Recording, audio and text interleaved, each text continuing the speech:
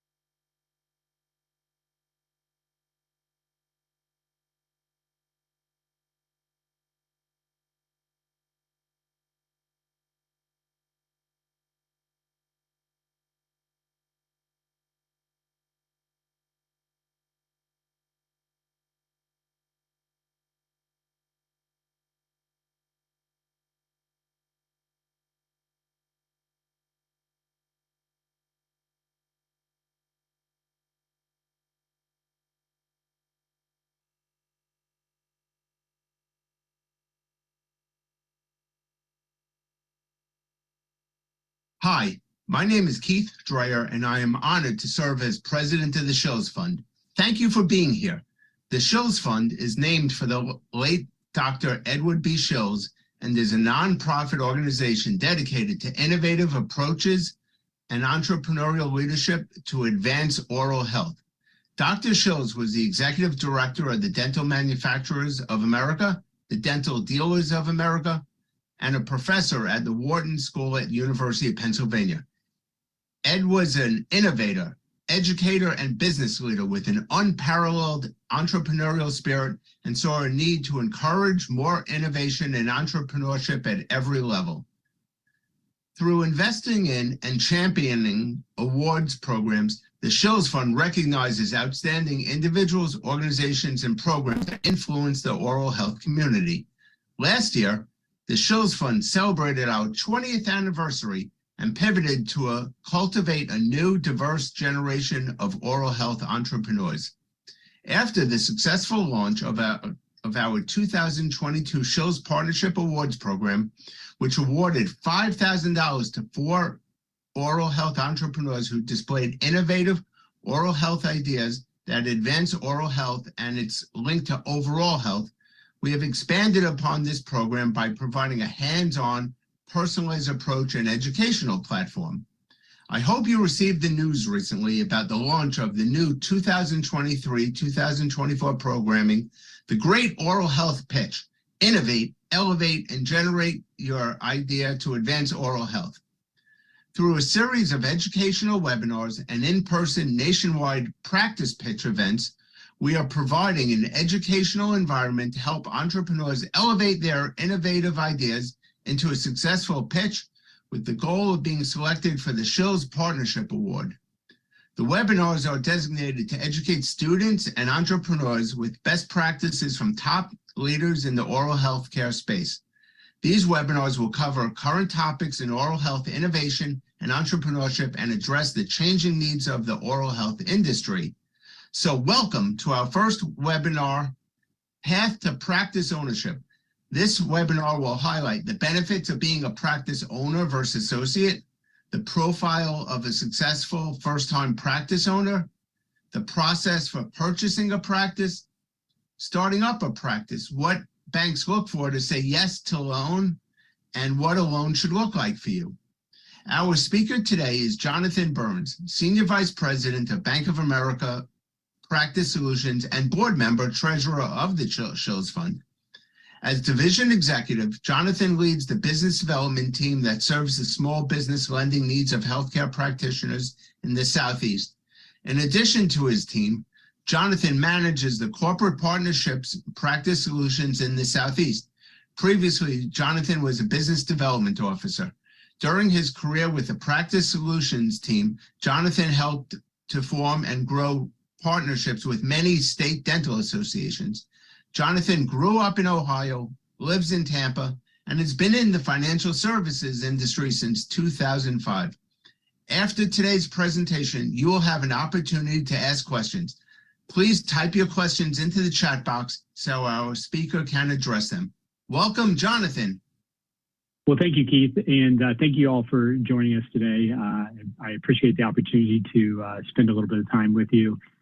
As Keith said, at Bank of America Practice Solutions, we are very passionate about practice ownership and entrepreneurship in dentistry, and I'm honored to be part of the Shils board, as Keith said as well. So I'm sure many of you are probably familiar with Bank of America. One of our slogans is we're better when we're connected. And so one of the themes that you're going to hear throughout the presentation today is this idea of connectivity in your industry and what that does to help you through your journey to hopefully owning a practice. And to give you a little background, obviously I'm sure everyone's familiar with Bank of America. You may not be familiar with Bank of America Practice Solutions, and so I'll give you a little additional background on who we are. We're the boutique division of the bank that specializes in healthcare practice finance. We happen to have been in business for 26 years, and we also happen to be the #1 healthcare lender in the country. So every year, Last year alone, we helped over 1,000 dentists start new practices, and an additional 1,000 dentists purchase their first practice across the country. And so we feel blessed to be able to really help the industry the way that we do and we have. That's a little about who we are. In addition to that, we have 45 regional business development officers across the country that are there to help you in person with your needs if you're considering opening a practice. And all they do is work with dentists just like yourself who are looking to, or prospective dentists who are looking to get into practice ownership. So, all right, so here's the agenda for the day. The first thing we're going to talk about is really the benefits of ownership. Why should you be an owner? I think this is a common thing you're probably hearing, whether you're in dental school or you're working as an associate. There are different opinions on whether you should own a practice or you should continue to work as an associate. So we'll address that right off the bat. After we get done with that, we're going to go through the profile of what a first-time owner looks like. And then we'll talk about the process for purchasing a practice, the process for starting a practice from scratch. Finally, we will get into credit and what a bank is looking for when we want to lend. We will look what a loan should look like. And then finally, we will talk about what you should be looking for when considering a financial institution to help you with this process.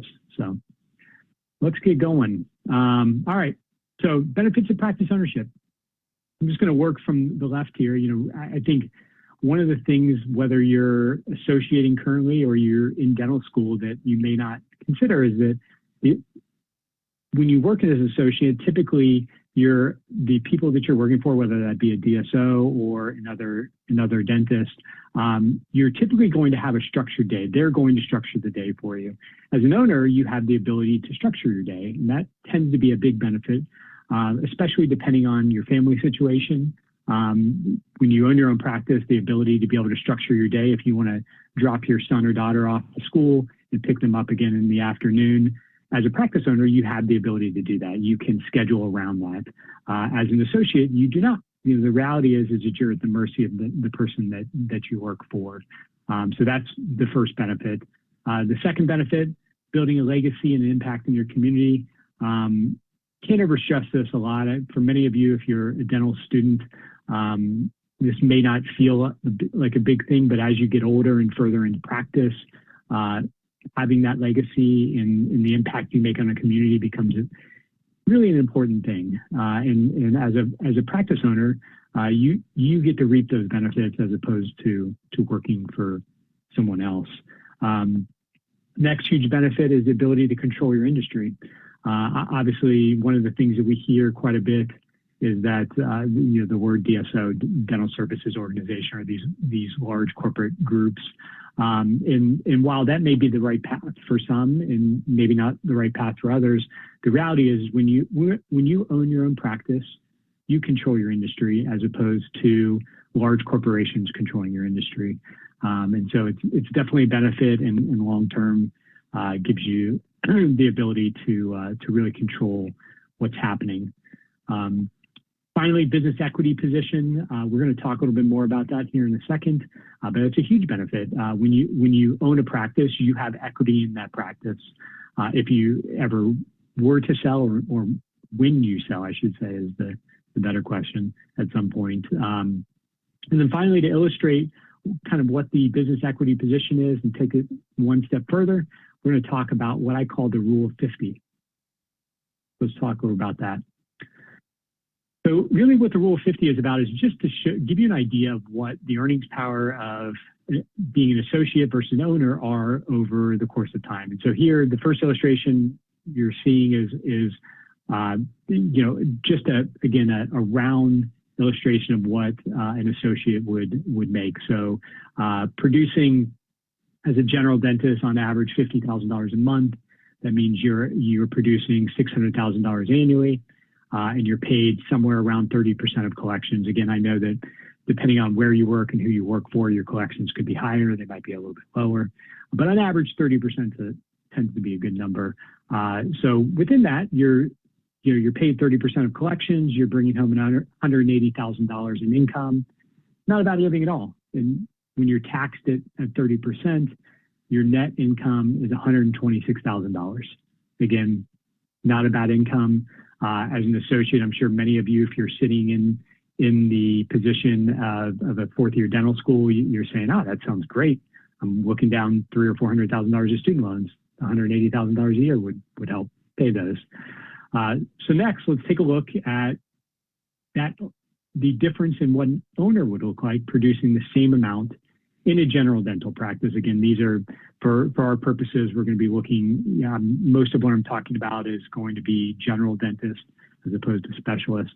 But I'll do my best to make some comments around if there are any specialists in the room. So as an owner, producing $50,000 a month, $600,000 annually.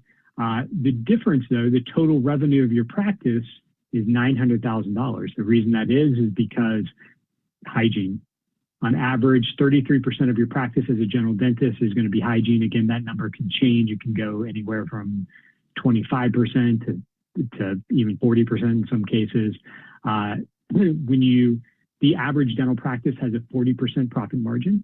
So at $900,000 in total revenue, doing the same amount as an associate, you would be bringing home $360,000 after you pay the loan. So assuming you take out a loan to buy that practice, you would be at $272,000. And finally, when you tax that at 30%, that leaves you with $190,000.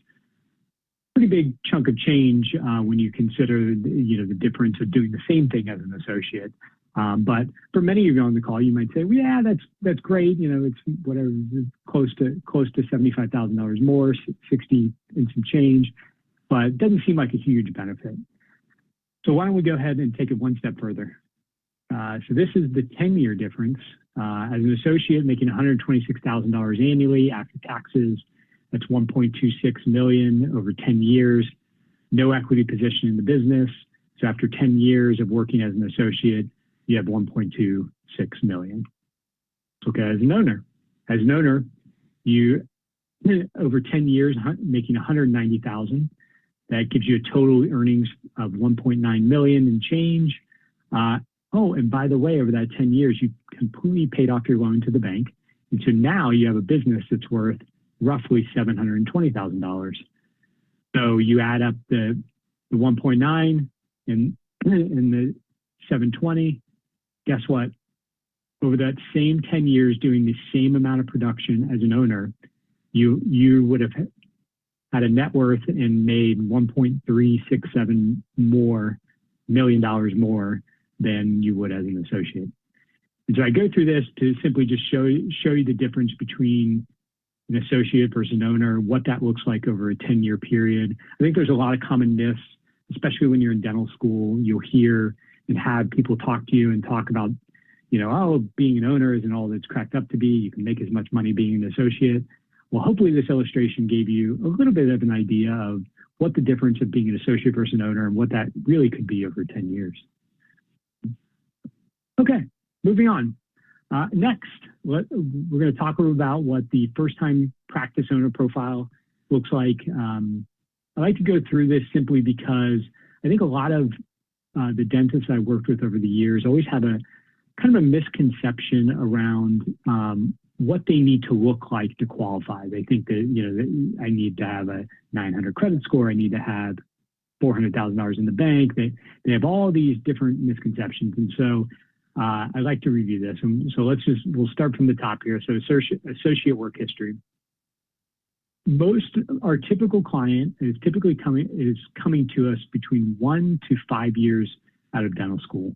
That's right. And so previously, when I first started in the business back in 2008, dentists used to, the average was 3 to 7 years, and now it's getting even faster. We're seeing associate doctors that are interested in practice ownership quicker than we've ever seen. And so right now, our average work history is 1 to 5 years. And we, just so you know, as a bank and as a lender that specializes in your industry, we will lend to a dentist who has only been out of school and working for 12 months. So that's kind of the first thing that I like to talk through. Second thing is income and earnings. And so our average associate dentist is making $120,000 or more per year. and that's kind of what we look for. Again, we're not expecting you to make $250,000 in your associate position, but we do like to see that you are able to produce and you're able to go over that threshold of $120,000 per year. One of the common questions I get around the income and earnings is, well, what happens if I've only been working at my current job for 6 months? Because sometimes you change jobs and you haven't been there for a whole year. And so what I would tell you is that's okay. Typically what we will do is we'll annualize your earnings out for however long you've worked at that current position, and we'll use that number. So student loans, this is the big one. This is where most of the doctors that we deal with and talk to really think that they can't get a loan because of their student loans. And so let me tell you, on average, our average dentist that we're giving a loan to either start or purchase a practice has somewhere between $250,000 to $400,000 in student loans. And guess what? We are okay with that. We're not as concerned with the total amount of student loans that you have as opposed to your monthly payment. So I will give you a pro tip. If you are thinking about practice ownership, it is beneficial for you to have a lower payment than a higher payment. I think oftentimes we hear from new doctors that they just want to take the highest payment possible, pay off the loans as quickly as possible. But that can hurt you when it comes to purchasing and starting a practice. I'm going to expand on that a little bit as I kind of get through the presentation. So we'll stick a pin in that for now. So in average, student loans, $250,000 to $400,000. Do we see dentists with over $500,000 in student loans? We do. So, and again, we're still doing loans for those dentists, but on average, it's $250,000 to $400,000. Personal debt, it's okay. Most of our dentists are going to have a car, student loans. They're also going to have a home. The key to personal debt here is that you want to try and keep your credit card debt to a minimum. So one of the things that banks don't like, including ourselves, is we would prefer for you not to have, would prefer you to have less than $30,000 worth of credit card debt, which typically is pretty achievable. And then finally, cash savings. Our typical client has somewhere between 7 to 10% of what they're looking to borrow in cash savings. So if you're looking to borrow $500,000, an average, most of our dentists have somewhere between $30,000 to $50,000 saved. And we will want to see that you have some money saved. And again, as I get through the presentation a little bit further, I'm going to expand on that a little bit more. So this is what our typical client looks like. We'll move on here. So next thing is understanding your credit score. I know we're going a little out of place here, but it's important to understand your credit score and what banks are looking for, because that's an important piece of getting a loan. So a couple of things, I'll just start on this slide. First is your credit score is going to range from 300 to 850. In general, banks would like to see you have a 680 credit score or higher. And then finally, you're going to have 3 different scores, and all those scores are going to be different because as you kind of scroll down the page here, you'll see there are 3 credit reporting bureaus. There's Equifax, TransUnion, and Experian. And a little known fact that a lot of people aren't aware of is that they are competitors. So your score is not going to be the same with all of them. It will be different. And in addition to that, what you'll find is that they all score very similar. So your scores will be similar for the most part, but they will be different because they are competitors and they don't share information. And then finally, in the bottom here, as you're looking at these different buckets, this is where I'm going to talk a little bit about how the credit bureaus actually calculate your score. And so this is kind of like the peek behind the curtain.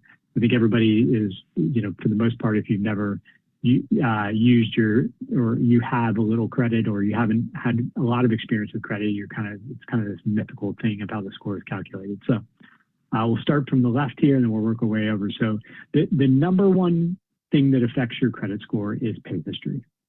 Pretty easy. Pay your bills on time, your score goes up. Makes sense. The second biggest thing that affects your credit score is the amounts owed. And so let me explain on that, because while it is the second biggest thing that affects your credit score, it's also the thing that most new doctors and dental students have not a lot of clue what it means. And so what amounts owed means is the ratio of what you owe versus what your limits are on your credit cards or your revolving debt. So if you owned a home, you had a home equity line of credit, that would count as well. And so if you have, let's say, for example, a credit card that's a $10,000 card and you have a $10,000 balance, so it's maxed out, that looks negative, and that's going to negatively impact your score. The rule of thumb is that you want to have no more than 30% of what your limit is as an ongoing balance on your credit card. Now, it's okay if you charge it up and you pay it off that same month. That I'm not necessarily talking about that. I'm talking about that go forward balance, meaning that the balance that you are carrying on your credit card over a period of time. So you want that to be 30% or less, and then it won't negatively impact your score. Next is length of history. Not much you can do there, aside from just get older, as we all do. Types of credit, 10%. Again, not much you can do there other than, as you grow, not a big impact there. And then finally, the last one is credit inquiries. What's funny is I think that if I were to ask you or any dentist that I've talked to of the history, what the number one thing that affects their credit score is, I think all of them would say credit inquiries. I don't want you to check my credit. Don't check my credit. And reality is it's the lowest portion of what affects your credit score is the credit inquiries. And so to expand on that a little bit more, another commonly asked question is, well, how does a credit inquiry affect my score when it comes to if I need to shop around banks? And so one of the things I'll tell you is that if you are shopping for a bank loan to, say, purchase a practice, it's okay to talk to a couple different lenders. The credit agencies will actually know that you're shopping for the same type of credit. What has a negative impact is when you're shopping for different types of credit in a short period of time. So if you apply for a credit card, you apply for a student loan, you apply for a car loan, you do all that within a short period of time, so like 3 or 4 weeks, that looks negative because the credit bureau thinks you're being irresponsible, and they believe that you're going to go out and buy all these things and not be able to repay. So that's a little bit on your credit. I know I didn't answer probably everything I could expound upon in credit, but I wanted to make sure I gave you a basic understanding of how your score is calculated, what banks are looking for, and what our expectations are. And one of the things, just to let you know, is that when you do get a loan or are interested in getting a loan to start or purchase a practice, it is wildly important that you have a good credit score. And so if you don't have a good credit score, your score, you will not get a loan. And that's, again, why it's so important to make sure you keep an eye out on your score. So, all right. Moving off of credit, we're going to dive into purchasing a practice and what that process looks like here. So first thing I want to do is just get into some of the positives and negatives of purchasing a practice. First positive is you get established patient base. You have an immediate income stream. The staff is trained, so they know what they're doing. The insurance providers are already in place. And you can, a lot of times in a practice, have potential to grow. If you're buying it from a dentist who's retiring or has been slowing down, chances are he wasn't doing all the work in the practice that you would normally see a younger dentist like yourself looking to do. And so there's an opportunity for growth there. Negatives, so the staff can be very resistant to change. One of the things that you'll find is that the staff may have been there as long as the dentist. And so Susie at the front desk has been there for 27 years, and Susie at the front desk has been doing things the way she's been trained to do for 27 years. And now, the new doctor comes in and wants to do things a little bit differently or wants to utilize technology different. It is very difficult to do that at the very beginning. And so that's one thing that you'll find is that staff will be resistant to change. You have to change a little bit at a time as opposed to changing everything at once. New owner patient attrition, again, often, while it's rare, you can see patient attrition. There's various reasons for that. It could be that your treatment planning different than the old doctor. Again, going back to not being able to change things, you have to really keep things the same. Otherwise, patients will leave. If your treatment planning completely different than the other doctor, the patients are going to be turned off and they'll go somewhere else. The office could be old and dated. I will tell you that when you purchase a practice, the age of the equipment has very little to do with the purchase price. And so there is not a lot of incentive for that doctor to update the practice more than kind of the basics, because it's not gonna make it their practice anymore, worth anymore. So the possibility that you're going to have equipment upgrades, I can tell you that probably 8 out of 10 of our practice purchasers, unless you're buying a practice that had brand new equipment, you will be upgrading your equipment within the first 24 months that you are in the practice. And then finally, you're buying a philosophy. Again, going back to the patient attrition, you need to make sure that your philosophy aligns with the doctor that you're purchasing the practice from. So that's some of the positives and negatives of purchasing a practice.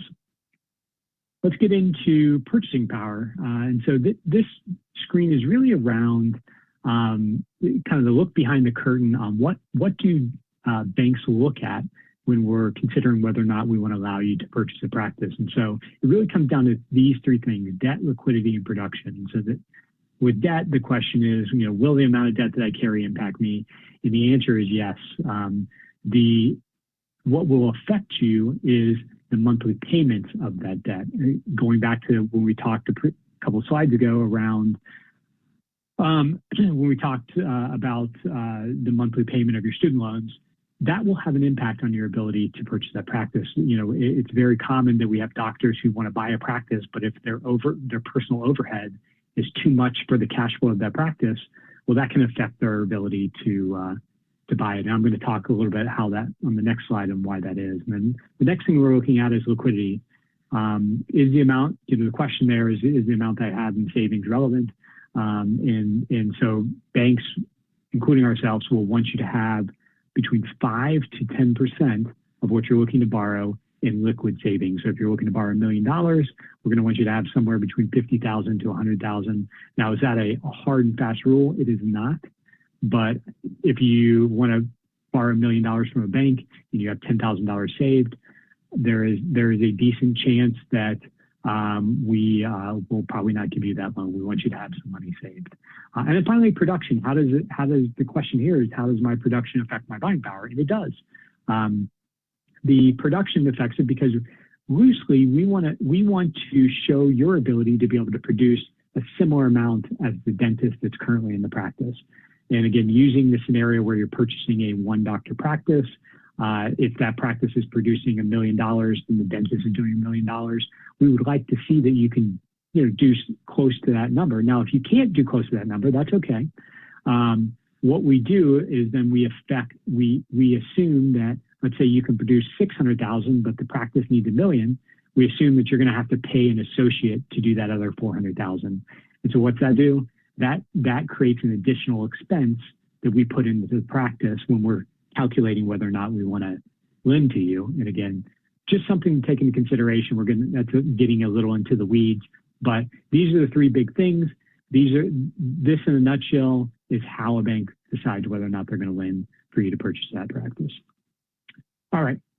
So this is, getting back to what we were talking about, debt service coverage. This is really what we look at is, you have income from the practice. I'm going to do a little scenario here at the bottom of the screen. Income from the practice in this scenario is $300,000. We take that income, we divide it by what the annual business and personal debt payments are. So that includes everything personal that you have in addition to a personal expenditure on top of that we factor in. And then, of course, the loan that you have to pay the bank. So in this case, $240,000 is what that number is. We divide those two and we come up with 1.25. And so what's that mean? That means that in this scenario, for every dollar that you have going out, you would have $1.25 coming in. And so that would be a loan that a bank, including ourselves, would make. Because in general, the bank would like to see a 1.2 debt service ratio or higher. And it's pretty much that easy.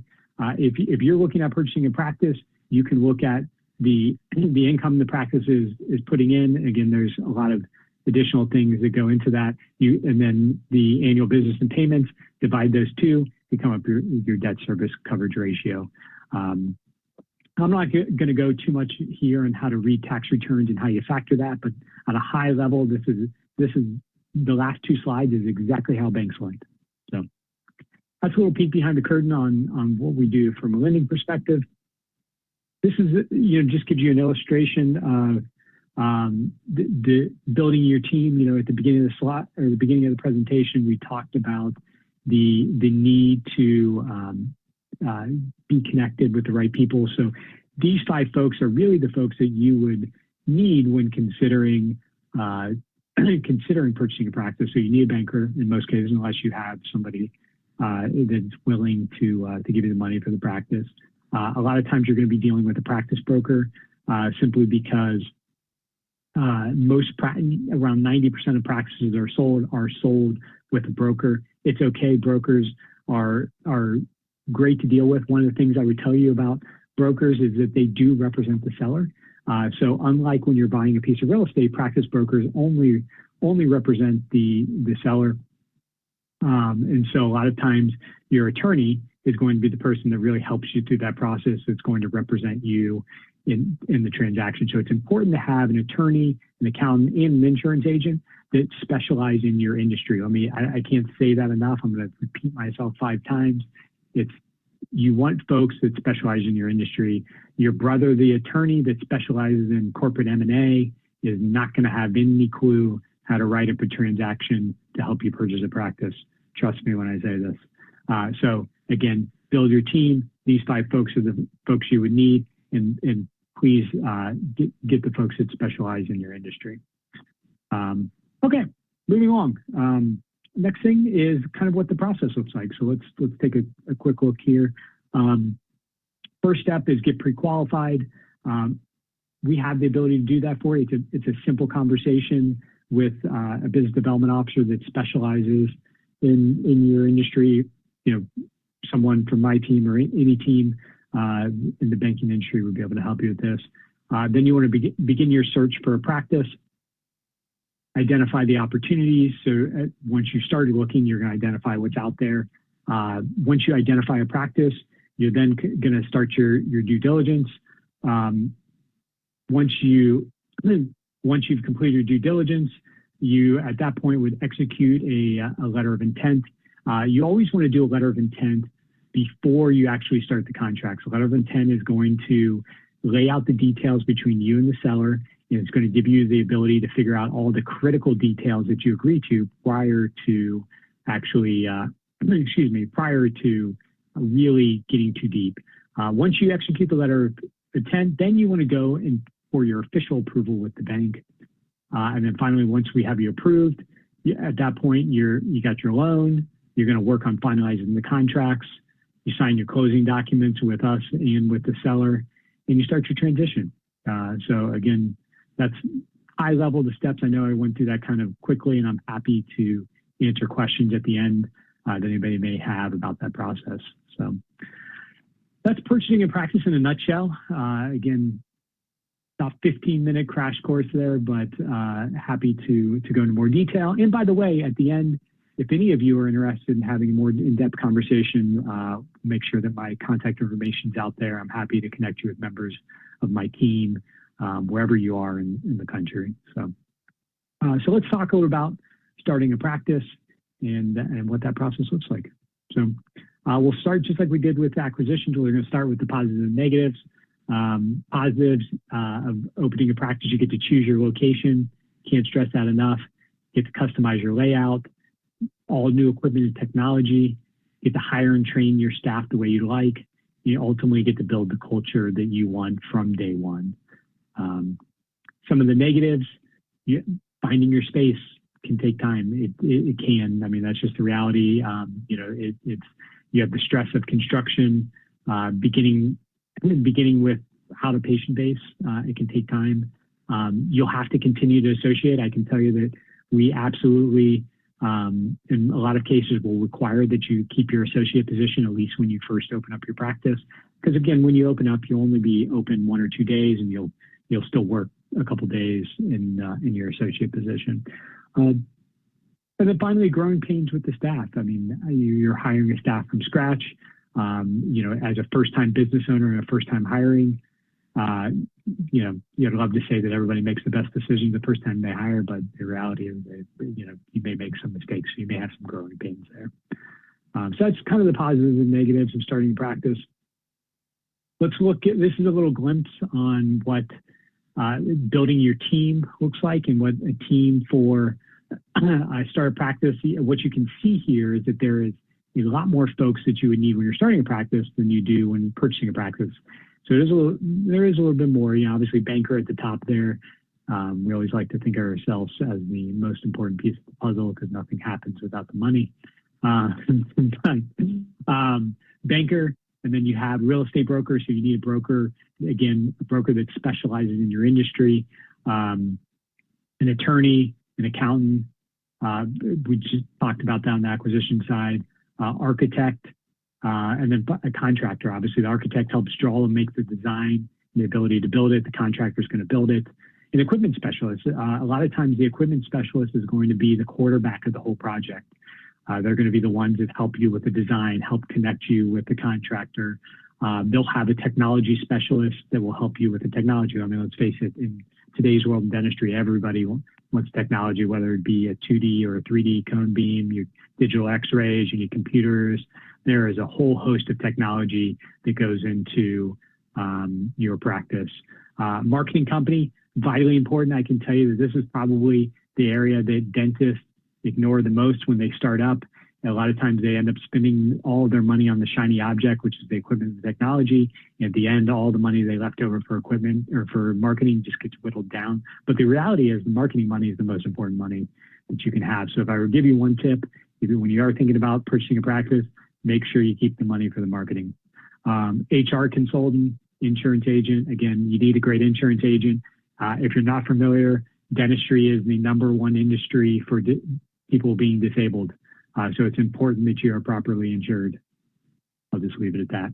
HR consultant will help you with things such as plan manuals, what you need for your staff to fill out when you hire somebody. You need an employee handbook. All of these things that as a first-time business owner, you probably never thought of. The good thing for you is that there is a whole host of folks in the industry that are there that just specialize in working with dentists that can help you. And we're happy, you know, if or when you're looking to get in that process, myself and my team are happy to connect you with every single person on this page. So that's all about the team. When you're looking to start a practice, let's go into the process here. So this is, you know, similar to purchasing a practice. And the first thing you want to do is get pre-qualified. And we have the ability as a first-time startup, we can approve you for that loan upfront before you even have a space. And I'll talk about what a loan looks like here in just a second. Establish a plan is number 2. Obviously, once you get pre-qualified, you know you can get the money. Then you want to establish a plan. Where do I want to go? How am I going to go about looking for the space? What town do I want to be in? Once you establish that plan and you establish the size of practice that you want, then you want to establish a budget. Again, you're going to utilize all those folks on the previous slide that we talked through. They're going to help you establish that budget. Once you have the budget, then you officially apply for financing. You're going to find and finalize your location. You're going to finalize your design. And so what I would tell you, another pro tip here, is make sure that you're happy with your design before you sign the lease. And the reason I say that is because so often doctors look at a space and they say, oh, this space is great, and they sign the lease. And then guess what?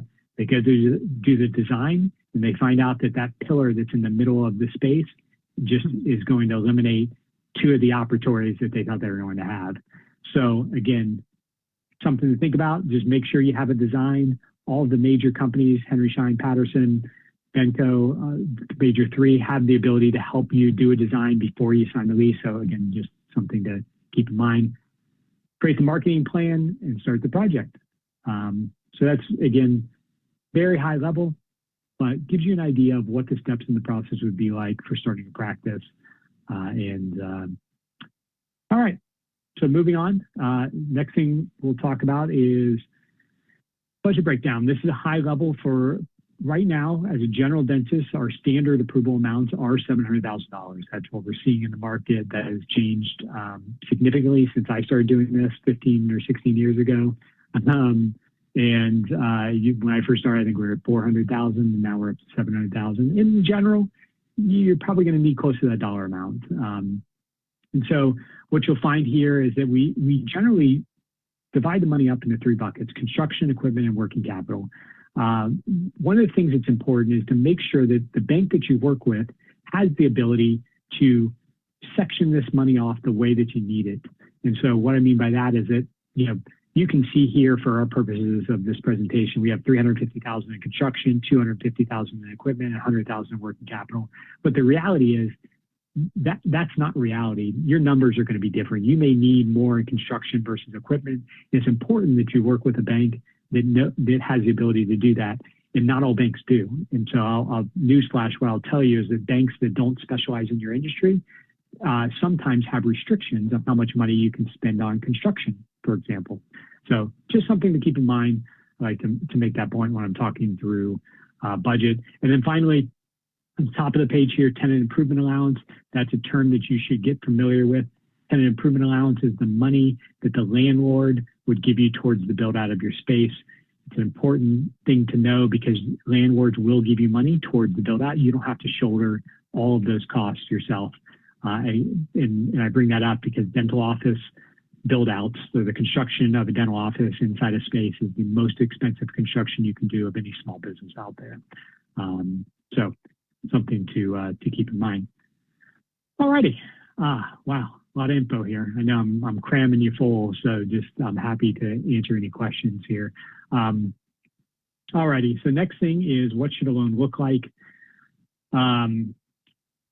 A couple of things. So one, face-to-face contact. You want to make sure that you work with a banker that's local, that has the ability to see you in person, but you also want to work with a bank that specializes in your industry. I can tell you that oftentimes it may be great that your father's had a 30-year relationship with, Bank of Alabama, but Bank of Alabama may have never done a student loan, never done a practice loan before. And so it's important as a dentist, your needs for capital when you're starting or purchasing a practice are different than any other small business out there. And so when you go to a bank that doesn't specialize in your industry, they're going to treat you just like they treat the dry cleaner or the pizza shop.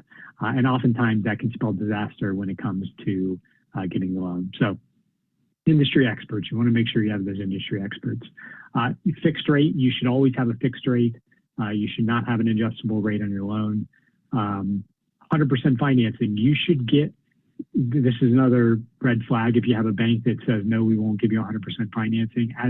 As a dentist, one of the great things about your industry, and because of all the dentists before you that have started or purchased a practice and done so well, you have the ability to finance all of that practice without any money out of your pocket. So 100% financing is something that you should receive in almost all cases. And not only should you get 100% financing, we will give you working capital on top of the 100% financing. Flexible terms.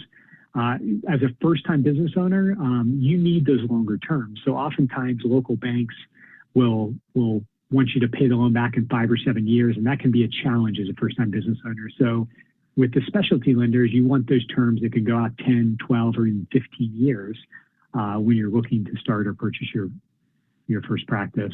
You want low fees. If a bank comes to you and says, listen, our fee is $5,000, you should be wary of that. Most specialty lenders like ourselves, the fees for the loan are going to be under $1,000 total, if that. And in some cases, we have promotions where you pay almost nothing in fees. So personal collateral, you should not be giving any personal collateral. You will have to sign personally, so personal guarantee, but if they're asking to give your house as collateral or your car as collateral or anything as collateral, you should not be doing that. So that's something you should be wary of. And then finally, future growth. It's important that bank gives the ability for you to be able to grow in the future. Maybe you want to own a second practice. Maybe you want to own 10 practices. Will that bank lend to you? And the reason I bring that up is that the bank that does your first loan is the bank that needs to do your second or third loan as long as you have that debt. And so it's very important that you're looking into the future and that you're making the decision with the bank that you want to do business with based on what your plans are, not only today, but in the future. And so that's a little what a loan should look like.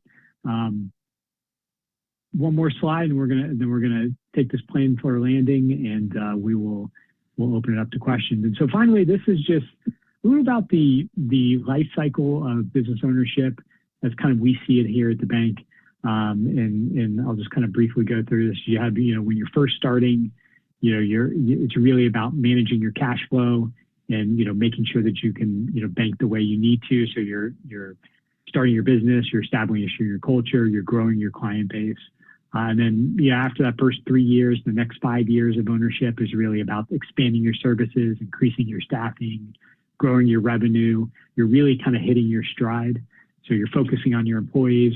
You're improving your business. So the first couple of years, you're just kind of fumbling through it, but that next 5 years, you're really you're honing things down or in. And then that next 10 years is really where your peak, right? So when you're after the first 8 years, the 10 years that you're in practice, that's when you're managing your profits. You're really starting to think about the long-term things. How do I maximize my cash flow? How do I make sure that I'm saving for retirement properly? Am I streamlining my cash flow the way I should? And you really, maybe start to think about, what does it look like for me to exit? What do I want that to look like? And the reason I bring that up is that, you need to start planning 5 years out from when you want to transition your practice. And so it's never too early to start thinking about, the future, what the future looks like, how long you want to be in practice for. You may not know that answer, especially for the dental students here today. You may say, God, I just want to get a job and I'll figure out how to purchase or start up a practice at some point, but it's great to know that I can do it. So my point in putting this up here is just to give you an idea of what that looks like in the long term, and that you can do it. So, all right. So finally, the decision. I love this quote at the top of the page so much. If you don't build your own practice, someone will hire you to build theirs. Isn't that the truth? For those of you who are still in dental school, the people recruiting you, the DSOs, are probably not going to tell you this, but that's the reality. Is you're either building somebody else's or you're building your own. So really, what's the decision come down to as an associate? Obviously, you're not able to practice dentistry your way. There's no ownership, but there are no ownership responsibilities. You have a steady income. Earnings potential is likely capped. No equity position in the business. As an owner, you can create your own culture. You get to protect your profession, which may not seem like a big deal now, but as you get into practice, you will realize it is a huge deal. You control your own destiny. You really have no income ceiling. You can make as much money as you have the ability to grow your practice. And you have the ability to affect your community. So I will, in ending, I will tell you, thank you all for your time. I hope you found this beneficial. I am more than happy to answer any questions, and thank you again for being on today.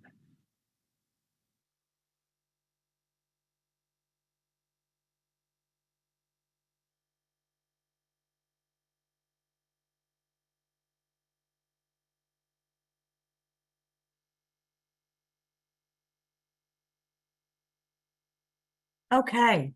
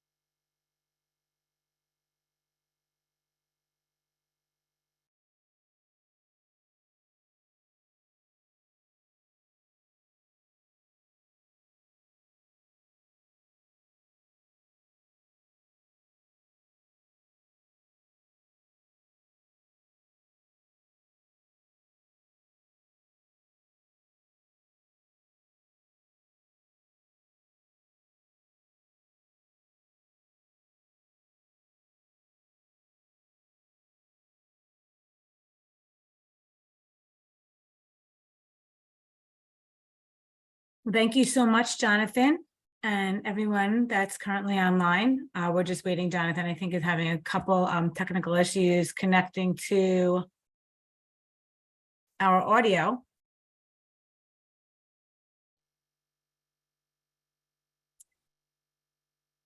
And Jonathan, you Okay, there? I think I got the audio now. Yeah. Great. Sorry about that. When I switched to panelists, it No put worries. me off there. So we have a question for you. What is the minimum credit score you need to obtain a practice loan? Yep. Great question. So typically banks will want you to have a 680 credit score or higher. And that's kind of the barometer. Typically, if you have any type of credit and you're paying your bills on time, 680 tends to be very achievable. So yeah, great question. Awesome. And somebody else had asked, can you repeat the credit score tips? Yeah, so I guess the best couple credit score tips I can give is one, number one way that your credit is affected is by paying your bills on time. So that's number one. Number two is going to be the amounts owed. So that's the amount of credit card debt or revolving debt, which is for most people is just credit card debt that you owe based compared to what your total overall balances are. So you'd like to keep the overall balances below 30% of what your limit is, and then beyond that, you have your score is affected by the amount of times that it is checked, but that's one of the smaller amounts. Really, the top two are going to be, paying your bills on time and trying to keep the total amount that you owe versus what your limits are at that 30% mark or less. So hopefully that answers the question there. Thank you. Yes, and we have one more. How long do I have to work before I can obtain a loan to purchase or start up a practice? Great question. So typically we want you to have worked for a year. And so during that year, if you're looking to purchase or start one up, as soon as possible, I would say that probably the most important thing for us is that you are working preferably full time and you do your best to produce, at a medium to high level sooner than later. So the only exception to that 1 year is for specialists. So if you decide to go back on go to specialty school, we'll actually look at lending to a specialist directly out of residency, just simply because you have the additional 2 or in some cases 3 years, depending on your specialty of residency experience. And so we equate that into the conversation. Thank you. And I think we have one more question here. How much money do I need to start? No, I'm sorry. How much money do I need to have saved to purchase a practice? Yep, it's a good question. So typically, we would like you to have somewhere between 5 to 10% of what you're looking to borrow. So if you're looking to borrow, if you need $500,000, we'd like you to have somewhere between $25,000 to $50,000 total saved, and that could be in a savings account. It can be in stocks and bonds, anything that is considered a liquid asset but is not in retirement. So we won't view retirement savings as liquidity, but we do view any stocks or bonds that you own in addition to cash in the bank as well. So thank you. Great And Jonathan, we just have one last question. And that's, can I afford to open a practice with a large amount of student loan debt?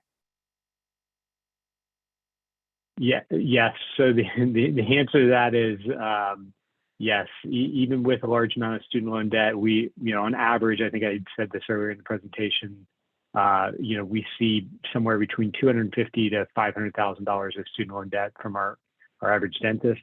And so, and we're okay with that. Really, the student loan debt is not as big of a concern for us as what your monthly payment is on it. And so what I would tell you is if you're thinking about practice ownership, it's the best thing you can probably do is keep your payment on those student loans low, until you're in practice.